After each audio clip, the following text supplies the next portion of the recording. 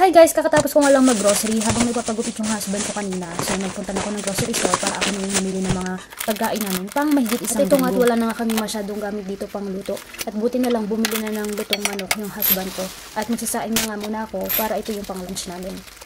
At wala na nga kami masyadong gamit dito. Nagtira lang ako ng rice cooker, kawali at mga konting gamit dito. Wala na nga kaming lamesa dito sa kitchen namin. Kaya ginawa ko, pinatong ko na lang sa maliit na upuan tong rice cooker para makapagsaing ako. Inisa-isa ko na nga tong mga grocery para makita ko kung ano yung mga ipapasok ko sa freezer. Konti nga lang yung mga pinamili ko kasi mga ilang araw lang lilipat na kami sa hotel.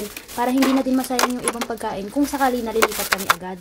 My God guys, yung pag-angat ko ng baka, kumalat na pala yung mga dugo dito at nililis ko na nga to agad. At para mailagay ko na tong mga konting pinamili ko, like tubig, mga konting snacks, at kung ano-ano pa, para may pagkain kami kahit paano ng mga ilang araw. Ayoko talaga kasi guys nagsasayang ng pagkain, kaya hanggat maaari kung may natitirang pagkain sa ref, kinakain ko. Kapag minsan ayaw na ng husband ko, tapos gusto niya nang itapon, hindi ko talaga ipinapatapon kasi kakainin ko pa hanggat pwede pa. Hinugasan ko na nga tong mga natirang hugasin kagabi dahil hindi ko na nahugasan.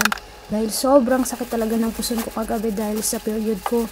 Tinapos ko na nga tong mga linisin ko dito sa kitchen para pagtapos nito magpapahinga na lang din ako. Yun lang guys, maraming salamat po sa panonood. Bye!